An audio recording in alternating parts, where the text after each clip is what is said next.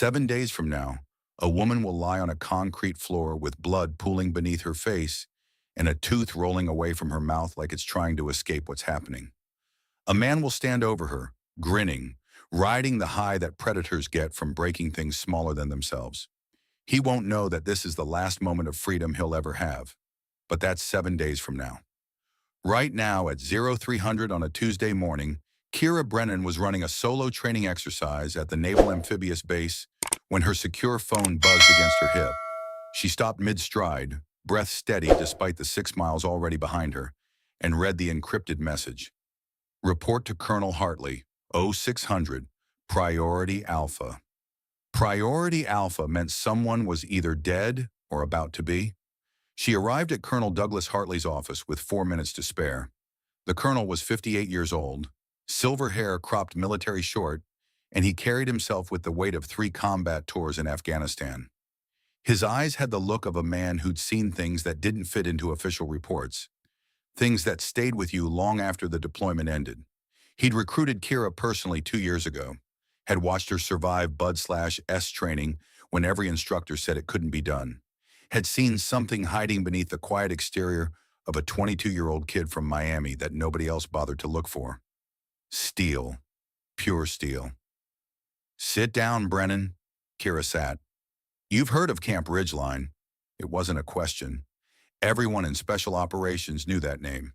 The training facility that chewed people up and buried the bones. 3 soldiers dead in 18 months. 2 women. 1 male whistleblower who tried to report what was happening to the women. All 3 ruled training accidents. All 3 investigations killed before the ink dried. Nobody talked about Ridgeline out loud, but everybody whispered about it. What you haven't heard, Hartley continued, sliding a folder across his desk, is what's in the classified addendum. Kira opened the folder. A young woman's face stared up at her. Dark hair, soft smile, the kind of face that joined the military believing the uniform meant something, believing the system would protect her.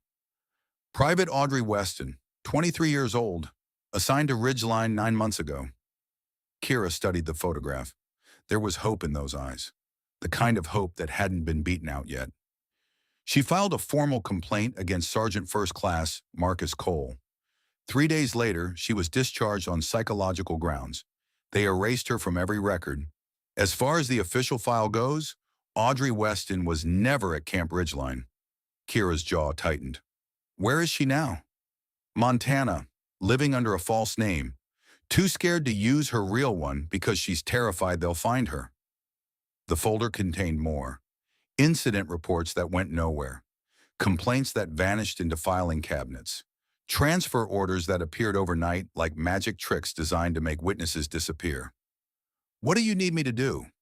Infiltrate, observe, document everything. Hartley leaned forward and his voice dropped half a register. Cole has connections, Brennan. His uncle is Colonel Warren Burke.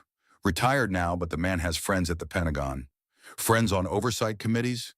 Friends who make phone calls that shut down investigations before breakfast. He paused.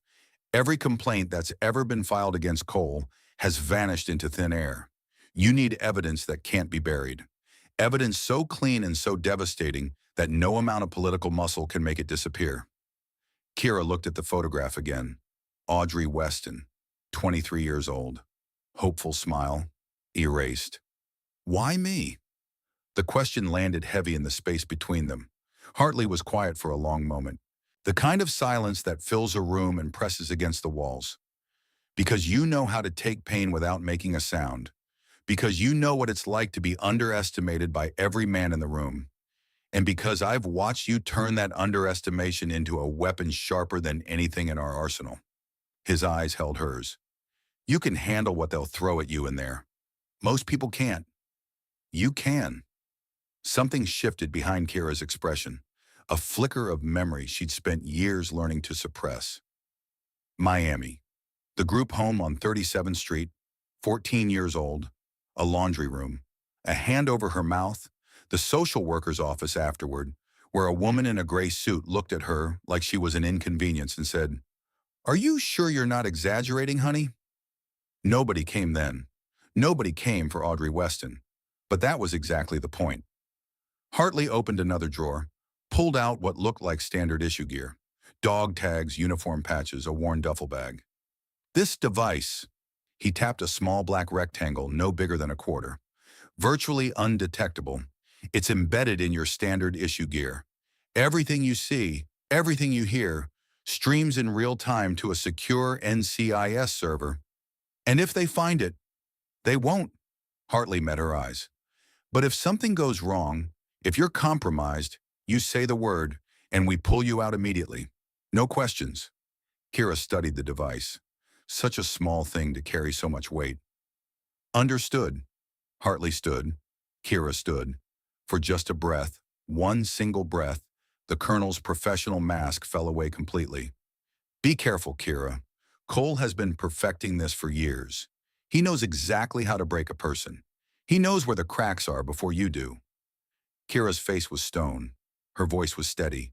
He won't break me. How can you be sure? She held his gaze.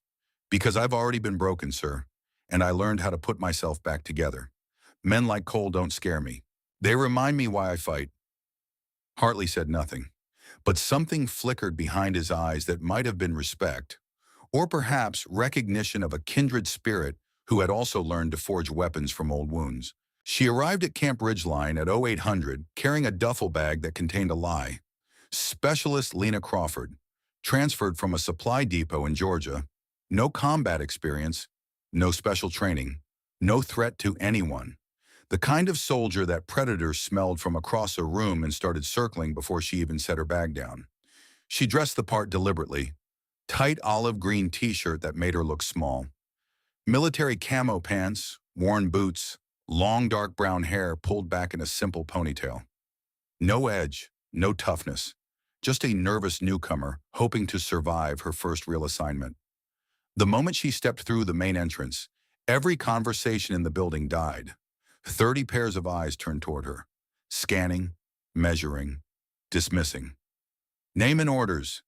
The sergeant at the check-in desk didn't bother looking up. Crawford, specialist, transfer from supply. He typed, frowned. Alpha rotation, Bay 4. He jerked his thumb down the hall. That way, try not to get lost. Thank you, Sergeant. He was already looking at his screen. She was already forgotten.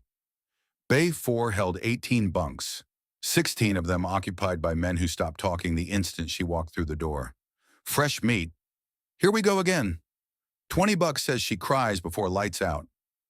Kira found the empty bunk in the corner, farthest from the door, nearest the latrine, isolated from every other bed in the room. She knew exactly what that placement meant. It was the spot they gave to people they intended to destroy first.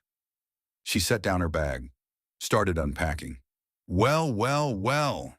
The voice came from behind her, loud, deliberate, pitched so every man in the bay could hear it clearly. Kira turned slowly. Marcus Cole stood in the doorway. He was everything the file promised. 36 years old, 6'1", 210 pounds, nose broken at least twice, and healed crooked both times. Knuckles scarred white from years of hitting things that couldn't hit back. His eyes were the worst part. They had the flat, patient look of something that enjoyed the hunt more than the kill. They're sending us beauty queens now. He walked into the bay like he owned every molecule of air in it. Somebody at command must think this is real funny. This is combat training, sweetheart, not a spa day. Laughter rolled through the room like a wave. Kira kept her voice small, uncertain, exactly what he expected to hear. I'm just here to train, Sergeant. Train? Cole moved toward her, each step slow, predatory, the walk of a man who had cornered enough prey to enjoy the approach as much as the kill. He stopped inches from her face, close enough that she could smell the coffee on his breath, close enough to see the cruelty sitting behind his pupils like a living thing. You think you can train with us? Look at you. A strong breeze would snap you in half. His smile widened. What's your name? Crawford, Sergeant. Crawford. He made it sound like something he'd scraped off his boot. Let me explain how this works, Crawford. I decide who belongs here. I decide who stays. I decide who breaks. He leaned in closer. And right now, I'm deciding you don't belong. Kira said nothing. Her orders were branded into her brain. Observe. Endure. Do not reveal. Nothing to say. Cole tilted his head. No fire? No fight? Nothing at all? I'm just here to do my job, Sergeant. Your job? He laughed, short, sharp, the kind of laugh that was really a threat wearing a disguise. Your job is whatever I say it is. And right now, your job is to scrub every latrine in this building with a toothbrush. He paused, smiled wider. Yours specifically. The bay erupted with laughter. Yes, Sergeant. Cole blinked. He'd expected tears, resistance, something to feed on. Compliance threw him off rhythm for exactly half a second. Then the mask snapped back into place. Get to it, Crawford. When you're done, report back. I'll find more for you. He turned and walked out. His crew trailed behind him like dogs following the Alpha. The bay went back to its low hum of conversation, but Kira could feel eyes still crawling on her skin. Watching, waiting, placing bets on how long she'd last. She picked up her toothbrush and headed for the latrines. The recorder had already been running for 47 minutes. The first 3 days were a textbook escalation pattern. Kira had studied these tactics, had written papers on them during advanced training. Now she was living inside one. Day 1. Sand packed into her rifle at night. It jammed during morning drills. Cole screamed at her for 6 straight minutes in front of the entire unit. Called her incompetent. Called her a waste of oxygen. Called her things that the recorder captured in perfect digital clarity. She fixed the rifle. Improved her scores the next round. Said nothing. Day 2. Her food disappeared. Every single meal. Someone's elbow would catch her tray. Someone's boot would kick her water bottle across the floor. Sorry, Crawford. Didn't see you there. Laughter. Always laughter. She ate what she could grab. Stayed hydrated from a canteen she kept hidden in her bunk. Said nothing. Day 3. Sleep deprivation. 3 a.m. wake-up calls. Surprise inspections that only targeted her bunk. Her sheets torn off. Her gear scattered. Cole standing over her in the dark with a flashlight aimed directly at her eyes. Rise and shine, Crawford. You think the enemy lets you sleep? No, Sergeant. Then why should I? She stopped sleeping in full cycles. Shifted to the combat nap pattern she'd learned in BUD/S. 20 minutes on, 40 off. Her body adjusted automatically. Her mind stayed sharp. Through all of it, the recorder captured everything. Every sabotage, every stolen meal, every 3 a.m. humiliation. Evidence was building. On the 4th day, Marcus Cole escalated to attempted murder. Kira was running the obstacle course when she spotted it. The rope at the 3rd station, high climb, cut 90% through, fraying fibers barely holding together, invisible to anyone who wasn't trained to see sabotage before it killed them. A fall from that height would shatter bones, end a career, maybe end a life. She had 2 seconds to decide. Avoid the rope and reveal that she had the trained eye of a special operator, or take the fall and stay in cover. The mission needed evidence. The mission needed her to stay invisible. She grabbed the rope. It snapped at the 12-foot mark. She went down, but she controlled it. A SEAL technique that converted a bone-shattering impact into a rolling tumble. She hit the ground hard, tumbled twice, came up on her feet, bruised, scraped, intact. Cole was watching from below. She caught the frustration that flashed across his face before he could hide it. She was supposed to be broken. She was supposed to be screaming. Clumsy, Crawford. Very clumsy. Yes, Sergeant, I'll do better. Better? His eyes narrowed. You'll do the course again, right now. She did it again, and again, and again. 5 times total.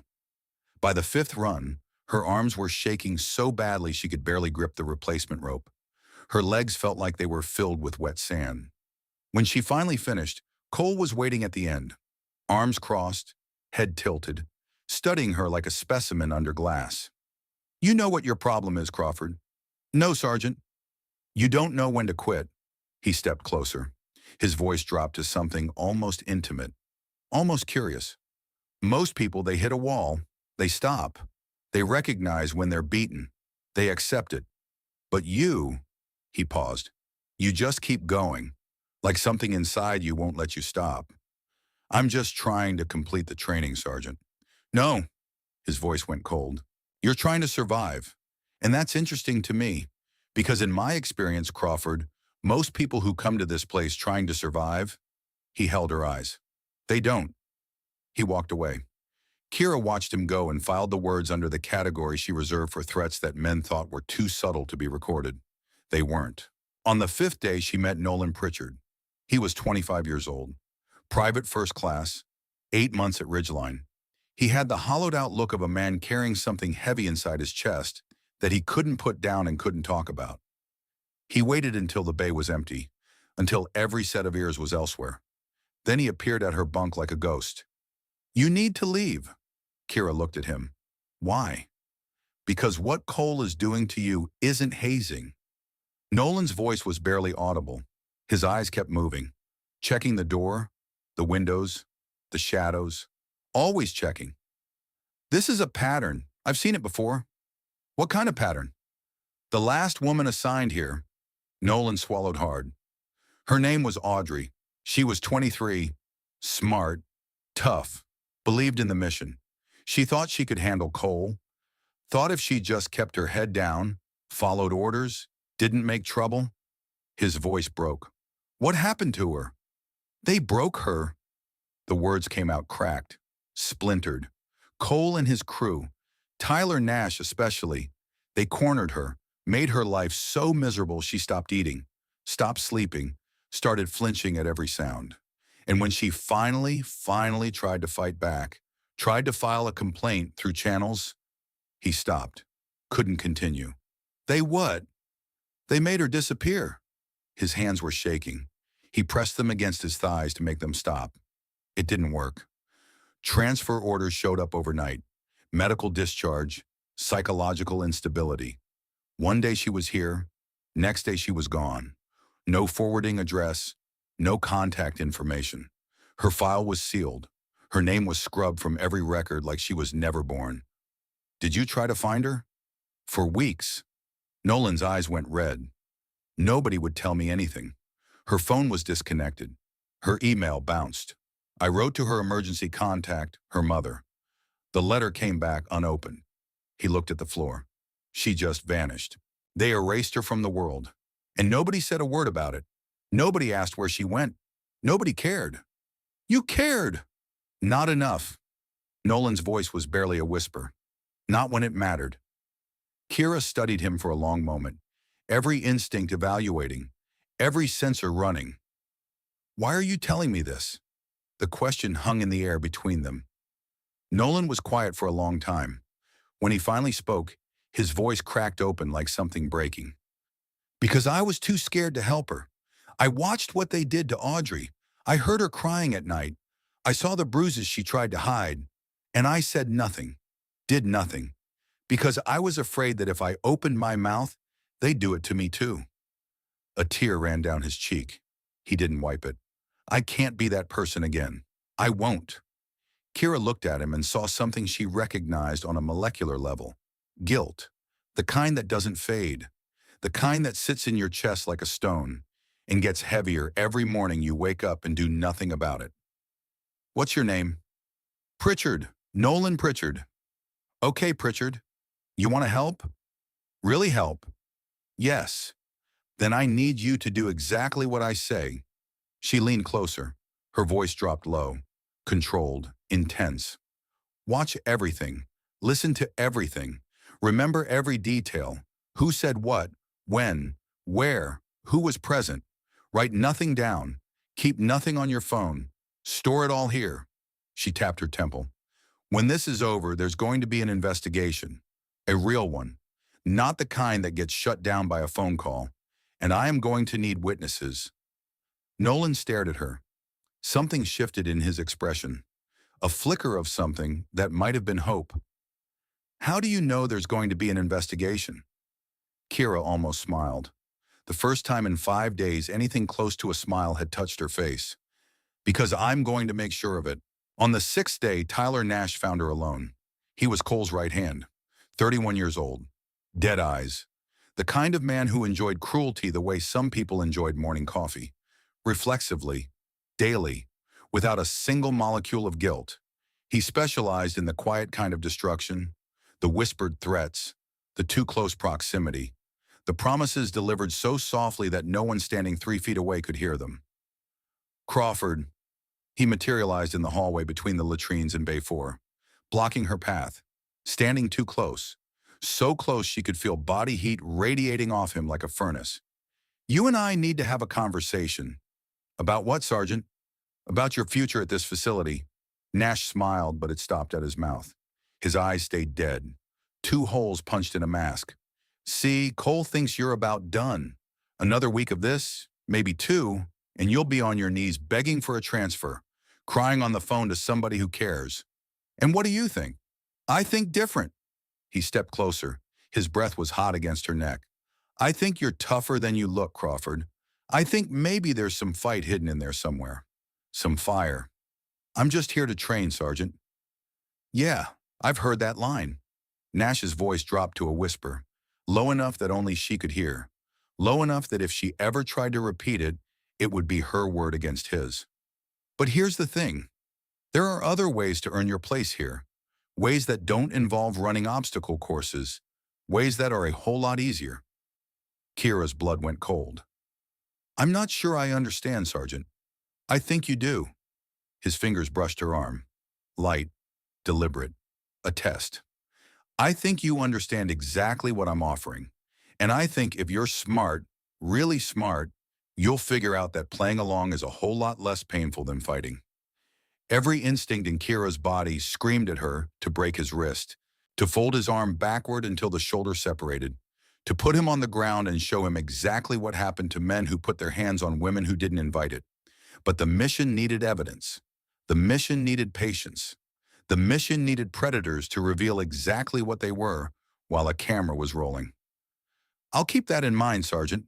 Nash laughed, soft, confident, the laugh of a man who believed he'd just won something. Smart girl. We'll talk again real soon. He walked away. Kira stood motionless in the hallway. Her hands were trembling, not from fear, from the effort it took to keep them at her sides instead of wrapped around his throat. The recorder had captured every word, every breath, every whisper. That night, Kira lay in her bunk and let her mind drift to the one person who had ever truly seen her. Grace Whitmore, the 63-year-old neighbor who sat on a porch in Miami and said 5 words that changed everything. You are not broken, child. Grace had taught her how to get up, how to keep standing when everything inside screamed at her to stay down. Cole thought he could find her cracks. He didn't understand. The cracks had already been filled. With steel, with purpose, with the memory of a woman who believed in her when nobody else did. Tomorrow, whatever came, she would be ready. She would endure whatever happened, and the day after, and every day after that, until the moment arrived when she could stop pretending. Until the moment arrived when she could show them exactly who they'd been hunting. That moment was closer than any of them knew. On the morning of the 7th day, Kira woke with a feeling she couldn't shake. Something was different. The usual harassment hadn't started. No sand in her rifle. No missing breakfast tray. No random inspection at 0400. The silence was worse than the abuse, because silence meant they were planning something bigger. She moved through morning drills on autopilot, running scenarios in her head, cataloging exits, measuring distances, the way she'd been trained to do before every operation. At 1100, Nolan Pritchard caught her eye across the training yard. He shook his head once, almost imperceptibly. A warning. She understood. Whatever Cole had planned, it was happening today. The confrontation came at 1400. Kira was in the training bay running through a standard drill when she heard the boots. Multiple sets. 6 men moving in formation, moving with intent. She didn't turn around, didn't need to. She could read the rhythm of boots on concrete the way a pianist reads sheet music. Crawford! Cole's voice echoed through the bay. The voice of a man about to do what he'd done many times before. We need to talk. Kira set down her equipment, turned slowly. Cole stood with 5 men fanned out behind him. Tyler Nash on his right, wearing that dead smile. Derek Brogan, Cole's enforcer, 6'3" and 220, built like a concrete wall on his left. Three others filling the gaps like pieces of a trap snapping into place. I've been watching you all week, Crawford. Cole walked toward her. Slow. Each step measured. Watching you take everything we throw at you without a word. No complaints. No tears. Nothing. He stopped, tilted his head. Most people crack by day 3. You haven't cracked at all. That bothers me. I'm just trying to complete the training, Sergeant. Stop. He held up one hand. I'm done hearing that sentence. He stepped closer. His voice dropped to something almost intimate, almost concerned, which made it infinitely worse. You're hiding something. I can feel it. And I don't like people who hide things in my facility. I'm not hiding anything, Sergeant. No? He started circling her, slowly, the way something with teeth circles something without. Then why don't you shower when anybody else is around? Why do you check your gear 3 times before every drill when a supply clerk shouldn't know to check it once? Why does Nash tell me you didn't flinch when he got close to you yesterday? Kira said nothing. You know what I think, Crawford? He completed the circle, stopped directly in front of her. I think you've been hurt before. I think somewhere in your boring little background, something happened that taught you how to eat pain without making a sound. Something bad. Kira's heart hammered. Not from fear, because he was right, and that made him dangerous. I think whatever it was, Cole continued, you came here thinking you could disappear, thinking if you just kept your head down and followed orders, nobody would ever touch you again. His smile returned, patient, practiced, the smile of a man who had rehearsed this moment on a dozen other women. But here's the thing about hiding, sweetheart. I always find what people hide. Always. For the first time in 6 days, something moved behind Kira's face. A flicker of something real. A tremor she couldn't quite suppress. Cole caught it. His smile widened. There it is. There's the crack. He leaned in close. I'm going to find what broke you, Crawford, and then I'm going to break it again. He pushed her, hard, both hands on her shoulders. Kira stumbled back, caught her balance, didn't retaliate.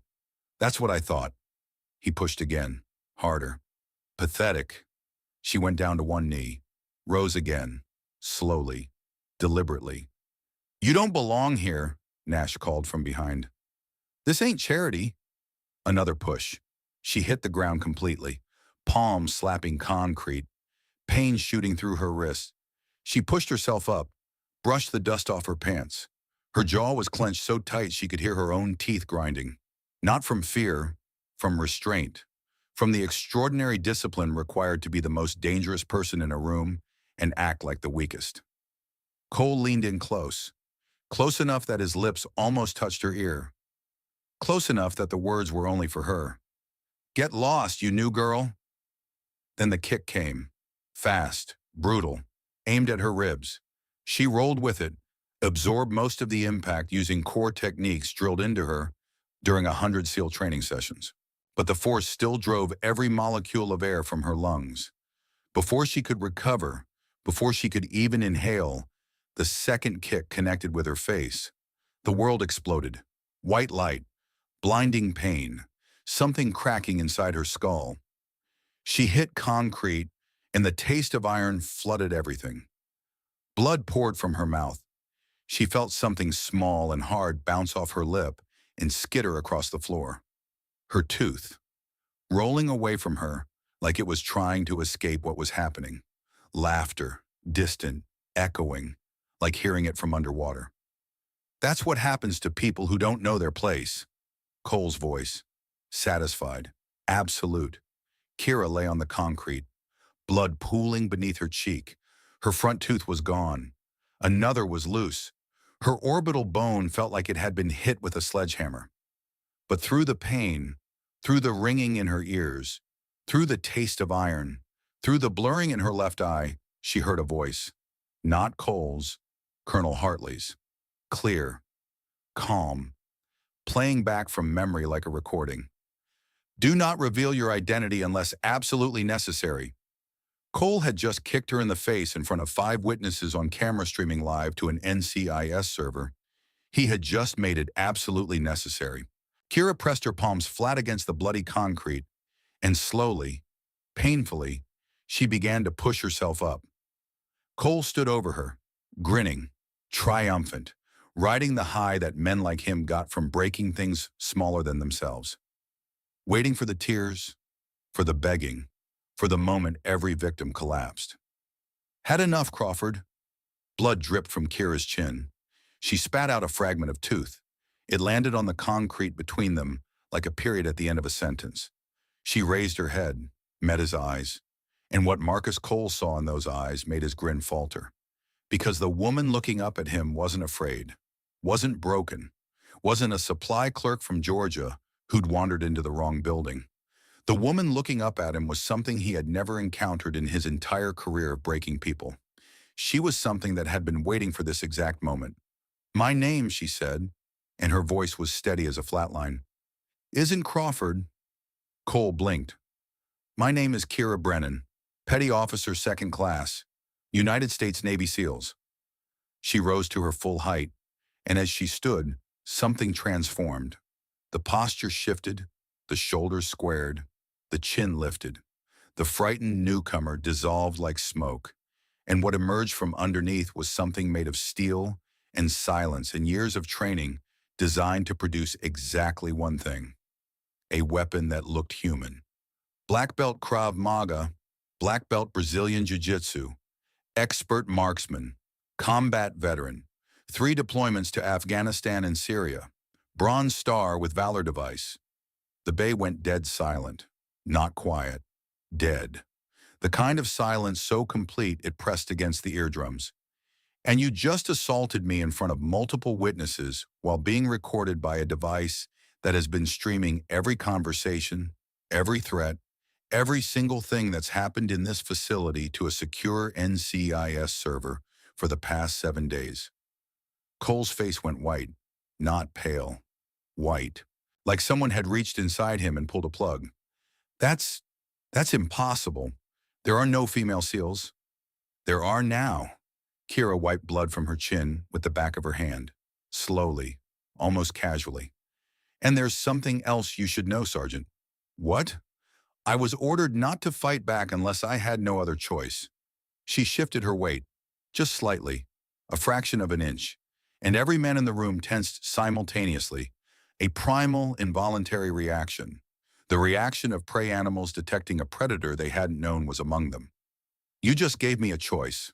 Cole's laugh was sharp, desperate, high-pitched, the laugh of a man trying to convince a room, trying to convince himself, that the ground hadn't just opened beneath his feet.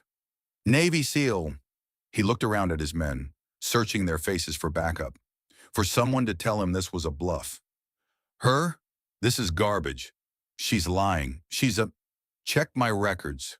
Kira's voice cut through his like a blade through paper. "Kira Brennan, BUD/S, Class 347, first female graduate. Or call Colonel Douglas Hartley at NCIS Special Operations. He'll confirm everything." She took one step forward. Cole took one step back. "Or," she said quietly, "you can keep talking and give me more time to decide how many of your bones I'm going to break." The silence that followed was the loudest sound any of them had ever heard. Tyler Nash was the first to move. He stepped forward, fist clenched, jaw set. The enforcer doing what enforcers do, trying to solve with violence what couldn't be solved any other way. "I don't care who she says she is. She's one woman. There are 6 of us." Kira looked at him, the man who'd cornered her in the hallway, the man who'd brushed his fingers along her arm and whispered about easier ways. She looked at him the way she looked at targets through a rifle scope. "Then I'll be done in 30 seconds instead of 10. Nash charged. It was the last mistake he'd ever make standing up. Kira sidestepped his wild swing like it was moving in slow motion. She caught his arm at the wrist, redirected his momentum, used his own 200 pounds of forward motion to drive him face first into the concrete floor. The crack of his nose breaking echoed through the bay like a gunshot. Before he could scream, she had his arm twisted behind his back at an angle that made every man in the room flinch. 1. 2 more rushed her simultaneously. The first threw a haymaker from her left. The second came low, reaching for her legs, trying to take her down with a tackle. Kira released Nash, pivoted on her back foot, ducked under the haymaker, drove her elbow into the second attacker's solar plexus. He folded in half like a lawn chair. The first man tried to grab her from behind. She dropped her center of gravity, caught his arm, threw him over her hip. He landed flat on his back with enough force to empty his lungs entirely. He lay there gasping like a fish on a dock. 3. Derek Brogan came next, and Brogan was different. Brogan had actual training behind his movements. He didn't rush. He didn't swing wild. He stepped in controlled, threw a three-punch combination, jab, cross, hook. That would have dropped most people on the first strike.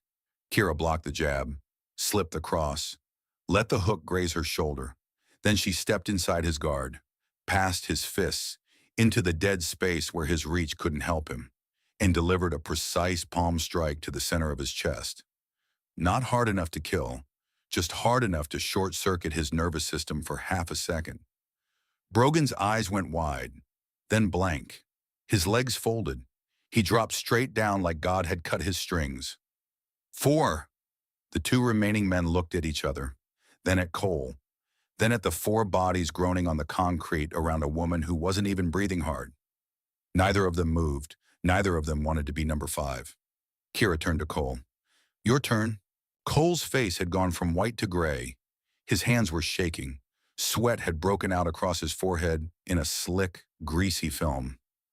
For the first time in his career, maybe the first time in his life, Marcus Cole was standing in front of someone he couldn't intimidate, couldn't bully, couldn't overpower, couldn't destroy. This is assault. His voice was thin, reedy, nothing like the booming authority he'd used all week. You attack my men. They attacked me first. I defended myself. Kira took one step toward him. Cole backed up, physically backed away from a woman he'd kicked in the face 2 minutes ago. That's 4 counts of assault on your personnel caught on camera, plus 7 days of systematic harassment, sabotage of military equipment, threats of sexual violence from your staff sergeant. She paused. Plus whatever you did to Audrey Weston. The name hit Cole like a slap. His whole body flinched. Yeah. Kira's voice dropped low. I know about Audrey. I know what you did to her. I know how you made her disappear. And I know that when NCIS starts pulling this thread, they're going to find a lot more than one victim. You can't prove. I don't have to prove anything. Kira pulled out her phone, turned the screen toward him. The live feed was right there, streaming in real time to the NCIS server. 7 days of footage, every conversation, every threat, every kicked tray and sabotage rope, and 3 a.m. inspection and whispered promise in a dark hallway. Cole stared at the screen, and Kira watched something happen that she had waited 7 days to see. She watched a man realize in real time, in front of witnesses, that his career was over, that his freedom was over, that the life he'd built on the backs of broken women had just collapsed. My uncle, his voice was barely a whisper, my uncle will... Your uncle is being visited by federal agents right now. Kira's voice was ice. Did you really think NCIS would send me in alone? Without a plan? Without backup? Your uncle's connections can't save you this time, Marcus. Nothing can. The doors to the training bay exploded open. Military police flooded in. 8 of them. Weapons drawn, body armor, the real thing. Behind them, walking with the calm, measured authority of a man who had been waiting for exactly this moment for months, Colonel Douglas Hartley entered the bay. Sergeant First Class Marcus Cole. Hartley's voice carried through the room like a verdict. You are under arrest for assault, criminal harassment, conspiracy, and obstruction of justice. Cole's legs gave out. Not dramatically, not like a movie. They simply stopped working. He sank to his knees on the concrete, and the sound his kneecaps made hitting the floor was small and pathetic and final. You set me up, he whispered. Kira crouched down, met his eyes at his level, blood still on her chin, gap still in her teeth, bruise already swelling purple across her cheekbone. No, Marcus, you set yourself up. Every single day for years, you set yourself up. I just made sure somebody was finally watching. 2 MPs hauled him to his feet, cuffed his hands behind his back, started walking him toward the door. Halfway there, Cole twisted around for one last look at her. "This isn't over," he hissed. Kira wiped the blood from her mouth with the back of her hand. "You're right. It's just beginning." Nash was still conscious when they cuffed him. He twisted toward Kira as they hauled him up. Blood from his broken nose streaked down his chin. His eyes held something she hadn't seen in them before. Fear. Real, bone-deep fear. "This isn't... You can't..." "Everything you whispered in that hallway," Kira said quietly. "Every word. Recorded." The color drained from his face. That's entrapment." "No, that's consequences." They dragged him out. He didn't look back again. They took Brogan next. Then the others. One by one. In handcuffs. Heads down.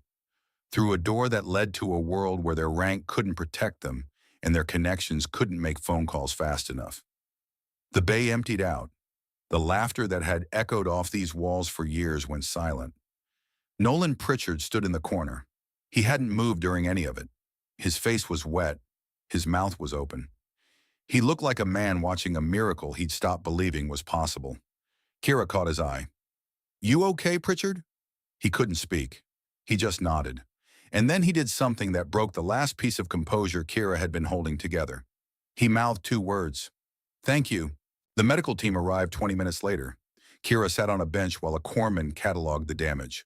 One tooth gone, another cracked, significant swelling across the left cheekbone, possible hairline fracture of the orbital bone, bruised ribs, abraded palms, multiple contusions across her arms and torso consistent with 7 days of sustained physical abuse. Hartley stood nearby, watching the examination with his arms crossed and his jaw tight.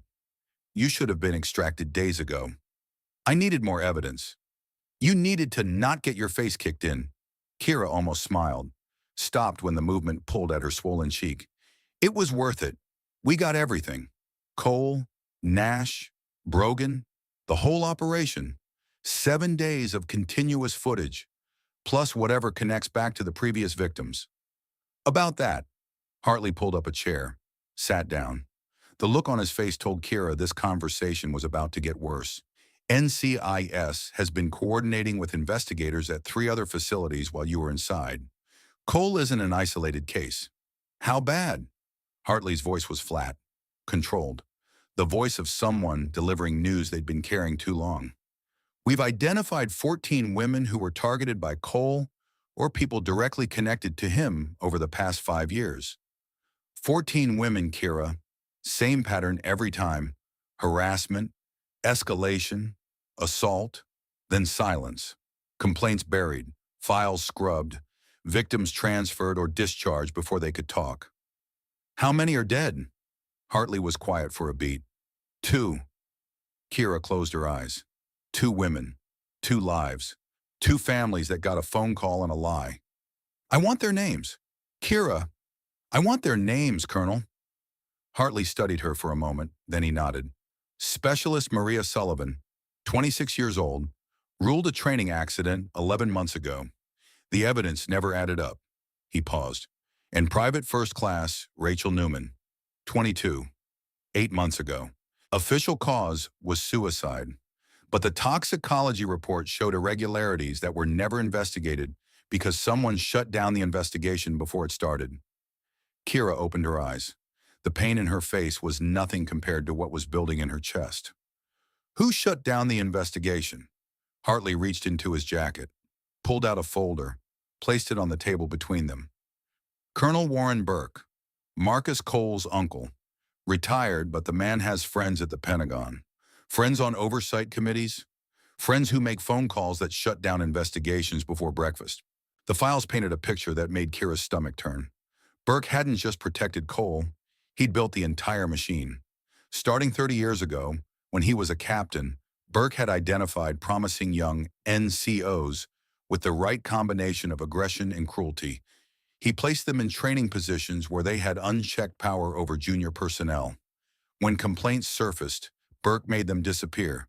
When investigations threatened, his allies shut them down. When victims fought back, they were discredited, discharged, erased. Over 3 decades, Kira counted 38 confirmed cases connected to the network. 38 women targeted, harassed, assaulted, silenced. 11 of them were dead. And at every critical juncture, every complaint, every investigation, every moment when the truth almost broke through, one man's name appeared. Warren Burke, pulling strings, making calls, keeping the machine running. 1 week after the arrest at Ridgeline, Kira's secure phone buzzed with a message that changed everything. Natalie Burke wants to meet.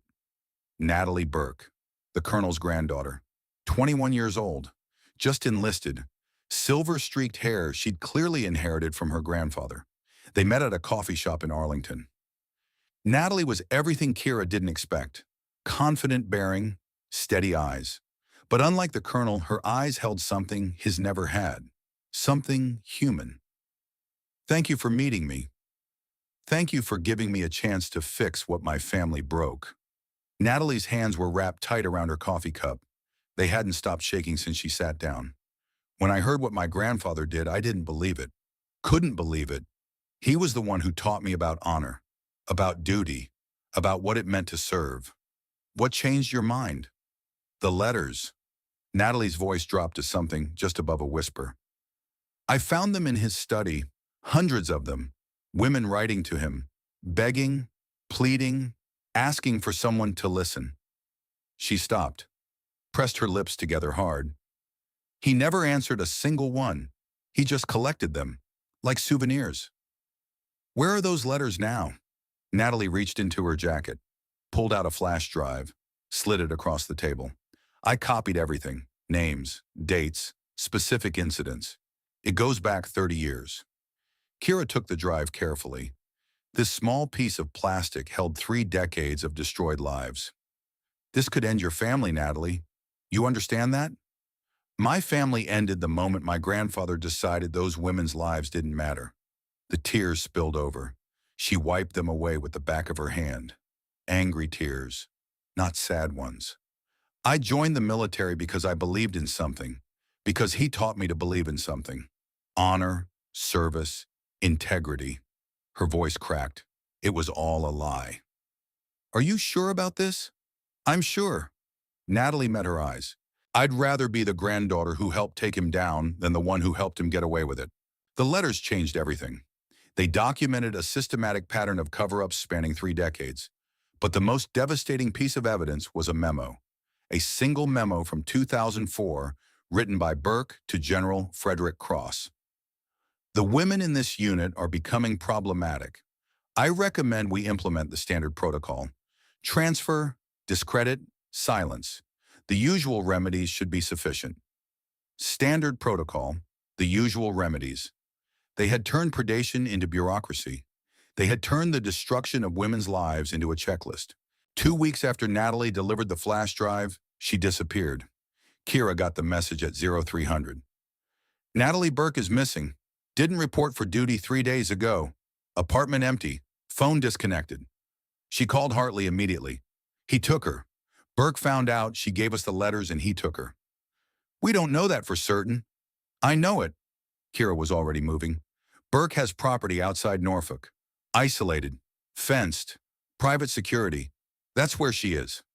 If you do this, you're on your own. We don't have enough for a warrant." "Then I don't need a warrant." "Kira, Natalie trusted me, Colonel. She risked everything to help bring her own grandfather down. I am not going to sit in a safe house while she becomes another woman they bury." "What if it's a trap?" Kira stopped at the door. "Then they're going to find out they trapped something they can't handle." 18 hours later, she was outside Burke's property. She approached from the east, moving through darkness, silent, controlled, the way she'd moved through compounds in Afghanistan. 2 guards on the perimeter, private security. They moved with the lazy confidence of men who believed no one would be stupid enough to breach their line. They were wrong. Kira slipped past both of them without displacing the air. She found Natalie in a basement that shouldn't have existed. Bound to a chair, face swollen, lips split. 3 days of interrogation had left bruises across her arms and a cut above her right eye. But her eyes, when they met Kira's, were still burning. "I knew you'd come." "Can you walk?" I think so. She winced as Kira cut the restraints. He's been questioning me. Wants to know what I told you. Did you tell him? I told him to go to hell. Natalie managed something between a laugh and a sob. Family values, right? Kira helped her stand. We need to move now. They made it 10 steps before the lights came on. Colonel Warren Burke stood in the doorway, flanked by 4 men. At 61, he still carried himself with the rigid precision of a man who had commanded soldiers for 4 decades.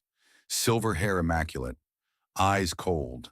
The confidence of someone who had never been held accountable for anything.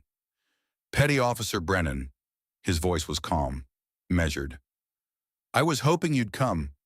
Let us go, Colonel. It's over. Over? Burke almost laughed. My dear, you've been busy. Digging, asking questions, turning people who should have been loyal. He shook his head. A female SEAL. You survived the same system you're trying to destroy. Doesn't that prove it works? It proves I was lucky. It proves I was strong enough to survive what should never have been inflicted. Kira's hand moved toward her weapon, and it proves the system needs to burn. Take them both, Burke said to his men. No witnesses. The first guard moved toward Natalie. Kira moved faster. 2 shots. Both guards flanking Burke dropped, clutching their shoulders. The remaining 2 hesitated. Fatal mistake. Kira closed the distance in 2 strides. Joint lock on the first.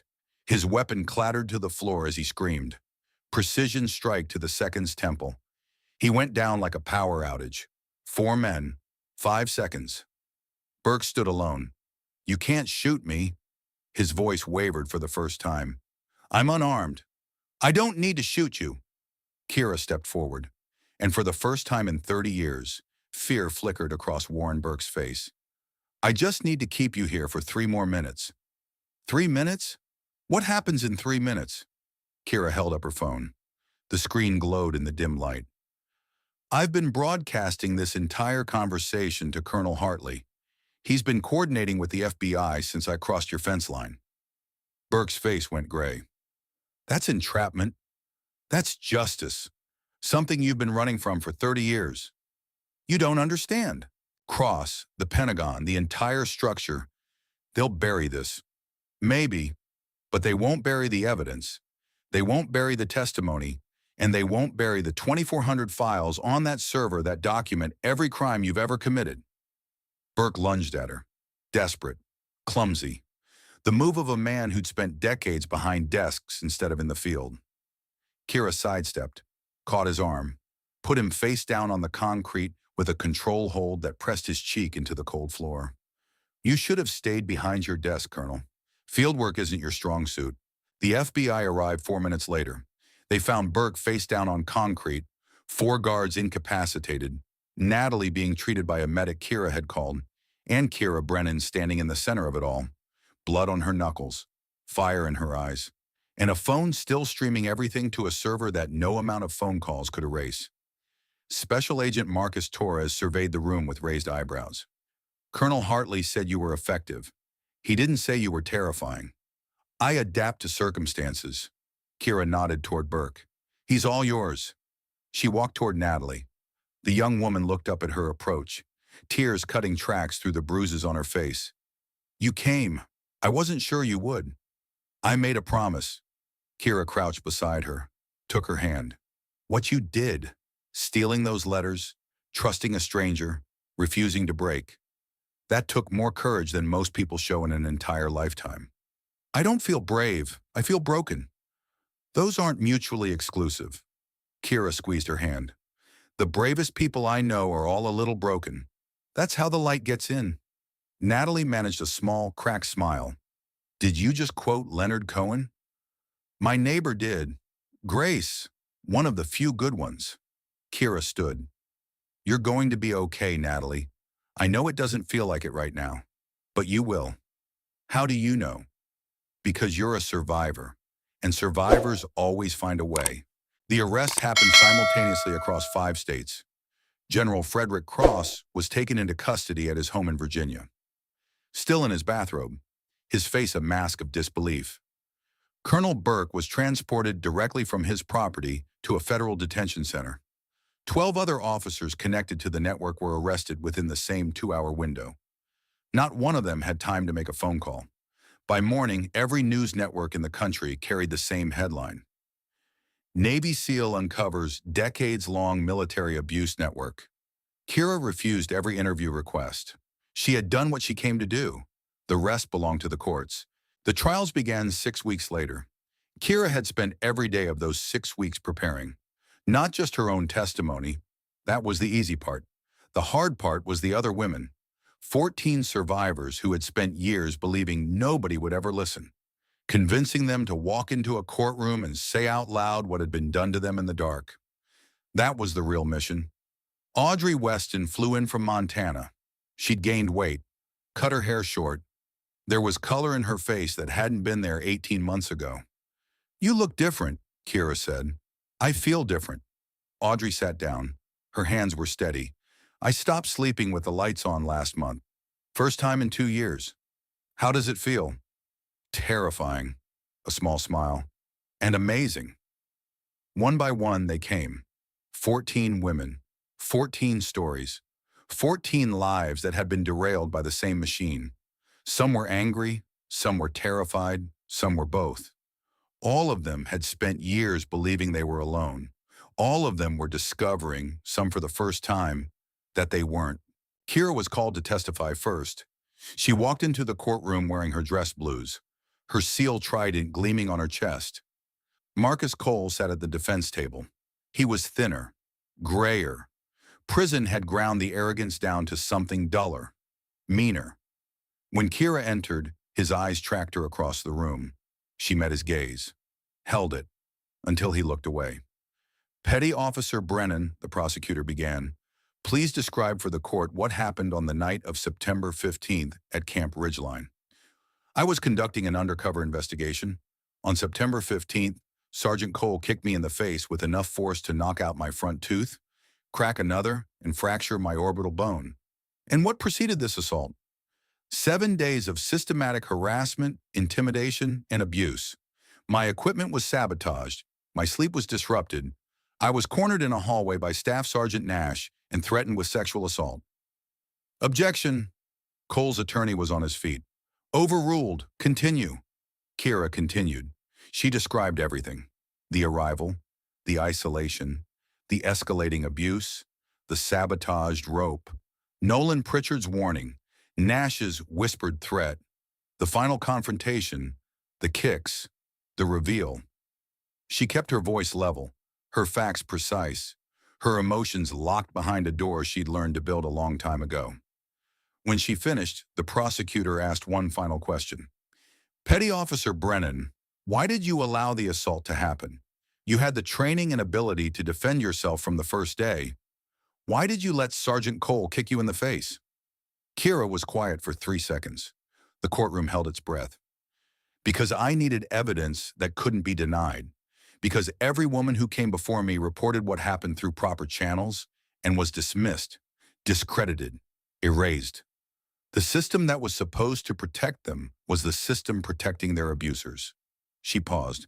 "I let Cole assault me so that there would be no doubt, no ambiguity, no room for anyone to look the other way. Not this time. And was it worth it?" Kira looked at the gallery. 14 women sat together in the second and third rows. Some were holding hands, some were crying. All of them were there. "Ask them."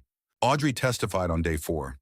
She walked to the witness stand with her chin up and her hands steady and told a courtroom full of strangers what Marcus Cole had done to her 9 months ago. She described the harassment, the escalation, the night Nash cornered her, the complaint she filed, the 3 days of silence, the medical discharge that arrived like a death sentence. "They told me I was unstable." Audrey's voice held steady, but tears ran freely down her face. "They told me I was lying. They told me I should be grateful they weren't pressing charges against me for filing a false report." "And how did that make you feel?" "Like I was disappearing, like I was being erased from the world one piece at a time. My name, my career, my service record, everything I'd worked for, gone, because I'd told the truth. And yet you're here today. Why?" Audrey looked at Kira. Because somebody finally believed me. Because one woman walked into that facility and did what I couldn't do alone. The verdict came on a Thursday afternoon. The jury deliberated for less than 4 hours. Guilty, all counts. Marcus Cole was sentenced to 25 years in federal prison. No possibility of parole for 15. The courtroom erupted, not in cheers, in something quieter than that, in exhalations, in sobs, in the sound of 14 women releasing a breath they'd been holding for years. As the guards led Cole away, he passed within 3 feet of Kira. He stopped, turned his head. Their eyes met for the last time. "You destroyed my life," he whispered. "No, Marcus." Kira's voice was calm, without appeal. "You destroyed your own life. Every single day for years, you destroyed your own life. I just made sure someone was watching." He was gone. Kira never saw him again. The other verdicts came one by one over the following weeks. General Frederick Cross, guilty on all counts. 30 years. Colonel Warren Burke, guilty on all counts. Life without parole. 12 other officers received sentences ranging from 8 to 25 years. The network that had operated for 3 decades was destroyed. Completely, permanently. The day after the final verdict, Hartley called. "The Navy wants to give you a medal." "I don't want a medal." "Then what do you want, Kira?" The question sat in the air between them. Kira closed her eyes. She thought about Ridgeline, about the concrete floor and the taste of blood. She thought about Audrey hiding in Montana, sleeping with the lights on. She thought about Natalie, beaten in her own grandfather's basement. She thought about the 14 women who sat in a courtroom and spoke the truth out loud for the first time in their lives. She thought about 2,400 files and all the files she hadn't found yet. All the networks she hadn't mapped. All the women she hadn't reached. "I want to build something." "What kind of something?" "A program. Investigators who can go undercover in toxic environments and document what's really happening. Not just military. Everywhere.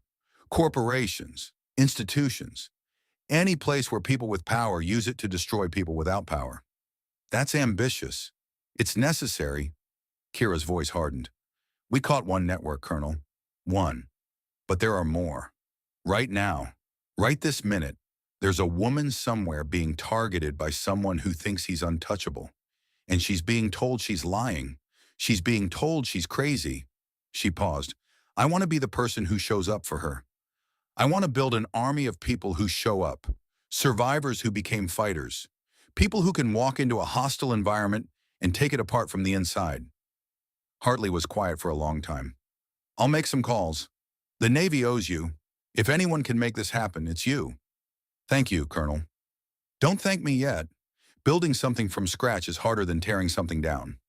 "I know." Kira almost smiled. "But I've never been afraid of hard." That night she drove to the cemetery where Grace Whitmore was buried. The evening air was cool against the bruises that still hadn't fully healed.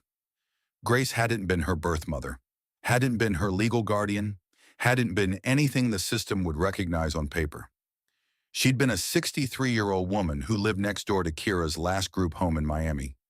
A woman who noticed a 16-year-old girl sitting on the front steps every night, staring at nothing, and decided to do something about it.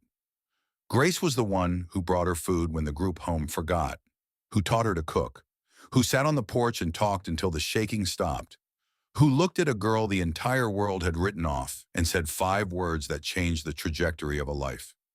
"You are not broken, child." And when Kira told her, on a night so hot the air itself seemed to sweat, what the older boy had done in the laundry room, Grace didn't ask if she was sure, didn't ask what she was wearing. Grace took her hands and held them and said, "I believe you. I believe every word. And I'm going to teach you something." "What?" "Every time they knock you down, you get up. You hear me? Every single time.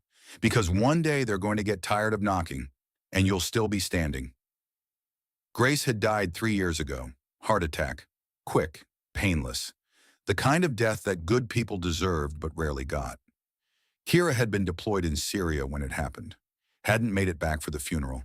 Had carried that guilt like a stone in her chest ever since. She stood by the grave now. "I got up, Grace." Her voice was barely a whisper. "Every time, just like you taught me." She placed a single white orchid on the headstone, Grace's favorite. "I'm going to build something now, something that helps people like me, people who got hurt and had nobody to turn to, people who screamed and nobody came." Her voice cracked, just slightly, just enough. "I wish you could see it. I wish you could see who I became." Wind moved through the trees, gentle, almost warm, almost like a hand brushing her cheek. Kira stood there for a long time, remembering the woman who had saved her without even knowing she'd done it, remembering lessons that had carried her through Bud/S, through combat, through 7 days of hell at Camp Ridgeline, through everything. Then she turned and walked back to her car. There was work to do. 2 years passed, 730 days of building something from nothing. Kira Brennan stood in front of her first graduating class and felt something she hadn't felt since Grace Whitmore's porch in Miami. Pride. Not the military kind. Not medals and salutes. The quiet kind. The kind that starts in the chest and spreads outward like warmth from a fire you built with your own hands. 12 investigators sat before her. 6 months of the hardest training she could design.